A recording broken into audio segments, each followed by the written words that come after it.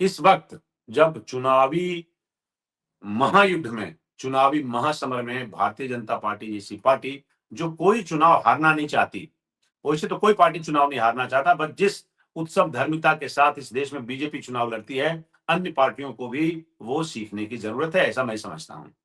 इस वक्त जब महासमर में कूदने की तैयारी चल रही है, अन्नामलाई साहब जैसा डिपेंडेबल, कॉन्फिडेंट और ऐसा नेता जिसके ऊपर बीजेपी काफी टाइम से बैंक कर रही है, वो अगर बैक आउट कर जाए, 234 क्षेत्रों में से 234 असेंबली एरियाज में से उनको जिम्मेदारी दी गई थी कि आप 6 असेंबली कंस्टिट्यूंसीज में चुनाव प्रचार करेंगे। अब ये उनको कम लग रहा था, या उनको लगा कि नहीं, उनके कद, अनुभव और उनकी गरिमा के हिसाब से ये जिम्मेदारी कम है, तो लिहाजा उससे वापस आया जाए, उस पर हम आगे बात करेंगे। तो हमने आपको क्या बोला कि ये कब कहा गया, कैसे कहा गया, राजनीति में ये बहुत इंपॉर्टेंट है, ये समझना बहुत जरूरी है कि इसी वक्त क्यों, क्या हुआ है ऐसा, जानबूझ के हुआ है या एक शॉर्ट टेम्पर्ड होने के नाते उन्होंने ये बात कह दी है और पार्टी को उस पर फिर लिपापोती करनी पड़ रही है, नई तैयारी करनी पड़ी है, नए लोग लगाने पड़ रहे हैं काम पे, वो उन सब पे बात करेंगे। राजनीति में दोस्तों संयोग नहीं होता, टाइमिंग की बहुत इंपॉर्टेंस है, और टाइमिंग क्या है ये देखना बहुत जरूरी है। तो इस वक्त क्यों हुआ है, आखिर क्या हुआ, क्या क्या जरूरत पड़ी उनको ऑल ऑफ अ सडन ये अनाउंस करने की कि हम चुनाव प्रचार नहीं करेंगे और हमारे पास वक्त नहीं है, हम अपने पिताजी के लिए वो टाइम देना पसंद करेंगे। हुआ ये, अन्नामलाई ने 6 विधानसभा चुनावों में चुनाव प्रचार की जिम्मेदारी छोड़ी है।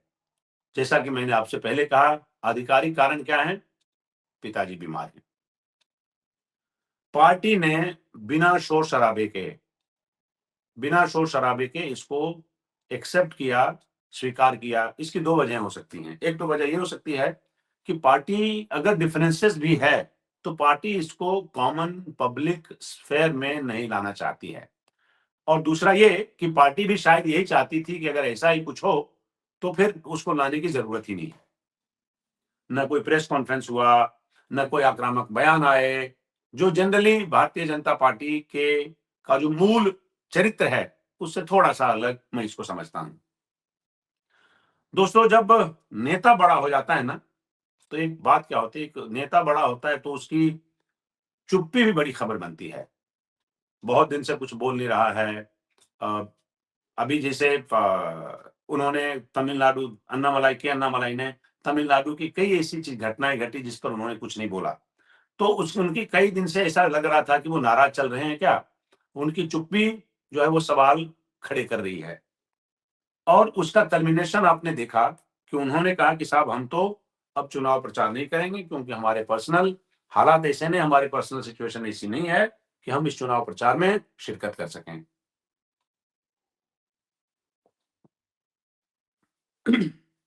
लेकिन उनके पिताजी बीमार हैं, चुनावों में शिरकत करने से उन्होंने विथड्रॉ कर लिया। क्या यही पूरी कहानी है? या कहानी कुछ और भी है? क्या ये कहानी दिल्ली से गाइड हो रही है? या ये कहानी वहाँ तमिलनाडु में बन रही है? और वो कहानी बनाने वाला कौन है? उसमें बीजेपी कितना रिस्पॉन्सिबल वहाँ पे, और एआईएडीएमके कितना रिस्पॉन्सिबल, जो उनकी सहयोगी पार्टी है। यहाँ मौके जो हैं वो भावनात्मक भी हैं, राजनीतिक भी हैं। अ, ये दोनों कहीं बैलेंस कर रहा है। निजी वजह से इनकार नहीं है, देखना ही पड़ेगा। उन्होंने अपनी वजह से इनकार नहीं किया, ये है या नहीं है, तो सवाल यहाँ खत्म नहीं होता।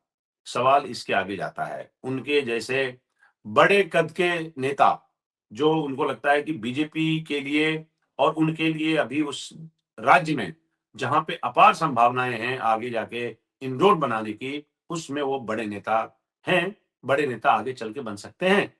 लेकिन फिलहाल ये चुप्पी क्यों, फिलहाल ये ब्रेक क्यों लगा? क्योंकि चुनाव नज़दीक है, पार्टी दबाव में है। सभी पार्टियाँ दबाव में, पार्टी दबाव में, चुनाव नज़दीक है, बीजेपी दबाव में है। देखिए, वहाँ अलायंस बहुत नाज़ुक है। पहले से ये समझना पड़ेगा कि बीजेपी भी समझती है कि वहाँ अलायंस बहुत नाज़ुक है। मतलब किसी तरह की बयानबाज़ी, हल्का-सा डिफरेंसेस आगे जाके चुनावी फ़िज़ा बदल सकता है। लिहाज़ा लो प्रोफ़ाइल रहने में ज़्यादा भलाई है। लेकिन अगर यही सिर्फ निजी फैसला था तो इसे इतनी जल्दी पॉलिटिकली क्लोज क्यों कर रही है, उसको डिस्क्लोज क्यों कर रही है? अगर निजी फैसला था तो उसके हिसाब से उसको मैनेज किया जा सकता था, लेकिन जैसे निजी फैसला जिस तरह से स्प्रेड आउट हुआ, जिस तरह से स्प्रेड किया ये डिसीजन, उस तरह से लगता है कि सब कुछ पार्टी में सामान्य नहीं है।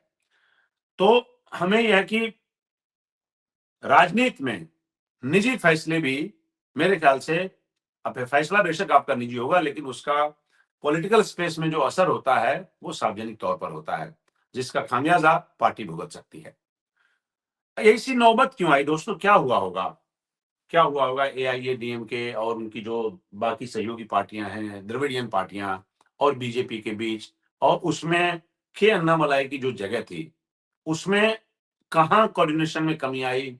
कहाँ अन्नामलाई को लगा कि साहब हमारा हक मर रहा है, और बीजेपी को जिस तरह से हमें प्रोजेक्ट करना चाहिए था, बीजेपी न उस तरह से हमें प्रोजेक्ट कर रही है, न उस तरह से हमें स्पेस दे रही है।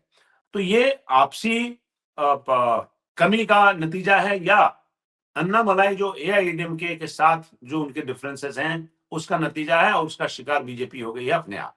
ये देखना पड़ेगा। तस्वीर चलिए थोड़ा और साफ करने की कोशिश करते हैं। ये क्या संकेत देता है? ये संकेत देता है, देखिए, एक तो अन्नामलाई साहब का स्टाइल डिफरेंट है। वो ऑफिसर रहे हैं। अब राजनीति में जब आपकी परवरिश बिल्कुल कॉलेज के दिनों से होती है, तो आपका व्यवहार डिफरेंट होता है, और जब आपकी एंट्री पैरेलल कहीं से आ जाती है, उनका व्यवहार डिफरेंट होता है। ये हम लोग पॉलिटिशियंस के नजदीक रह के, पॉलिटिशियंस के साथ उठ के बैठ के इस बात को समझते हैं, मंत्रियों के साथ उठ के बैठ के इतने सालों में ये समझ गए हैं कि जो पैरेलल एंट्री वाले लोग हैं, उनका बर्ताव बिल्कुल डिफरेंट होता है। अच्छा या खराब उसमें हम नहीं जाएंगे, लेकिन उनका बर्ताव डिफरेंट होता है, उनका अप्रोच डिफरेंट होता है, उनका कन्वेंशनल तरीका काम करने का डिफरेंट होता है। तो अन्नामलाई साहब जो है वो आईपीएस ऑफिसर है, जैसा कि मैंने आपको पहले बताया। लखनऊ से इन्होंने थोड़ी सी पढ़ाई की है, अच्छी हिंदी बोलते हैं, इसका फायदा भी बीजेपी को तमिलनाडु के चुनाव में होगा। तो हम बात कर रहे हैं कि अन्नामलाई साहब के स्टाइल पे कहीं कहीं एआईएडीएमके या अन्य जो द्रविडियन अलायंस पार्टी हैं, उनके साथ इनका टकराव हो जाता है, कई बार बातों से, कई बार विचारों से। प्रेस में भी कई बार उन्होंने ऐसे स्टेटमेंट दिए हैं जिससे कि लगता है जैसे उनके डिफरेंसेस साफ हो जाते हैं। उनका काम करने का तरीका बहुत एग्रेसिव है, ये भी कई बार देखने को मिला है। बीजेपी अभी उस हालत में नहीं है कि इस रवैये के साथ वो तमिलनाडु में जो अलायंस पार्टियां हैं उसके साथ कोऑर्डिनेट करे, या उसके साथ एक तरह से कहें कि आप समुच्चय में आए, उसके साथ एडजस्ट करे। अलायंस फ्रेंडली एटीट्यूड दिखाना बहुत जरूरी है, बीजेपी इस बात को समझती है। तो बीजेपी की जो रणनीति है वो ये है कि साहब हम वहां पे सॉफ्ट दिखें और अलायंस फ्रेंडली दिखें, किसी तरह से ऐसा कुछ नहीं हो कि हमारा डैमेज हो जाए। हालांकि बीजेपी का डैमेज आप ऐसे देखिए कि बीजेपी बहुत एम्बिशियस है ही नहीं वहां पे।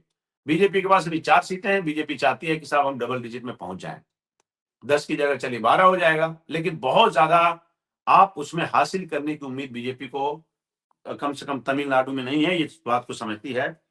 इसलिए वो समझते हैं कि एआईएडीएमके के साथ हमें तालमेल करने में कोई परेशानी ना हो।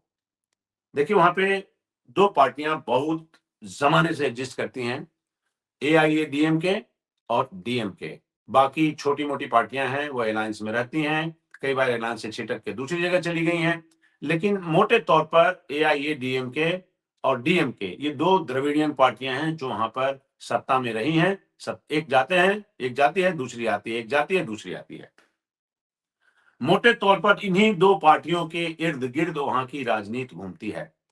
बीजेपी सालों से वहां काम करने की कोशिश कर रही है। जैसा कि मैंने आपसे पहले कहा कि बीजेपी को इससे पहले भी 4 सीटें थी, बीजेपी का वोट शेयर बल्कि 2016 की तुलना में जो है 2021 में घटा। तो अब इसमें समझिए कि अन्नामलाई की जो घटना हुई है, अन्नामलाई ने जो कहा कि साहब हम चुनाव प्रचार में नहीं जाएंगे, हमको हमारे पास पर्सनल कमिटमेंट है।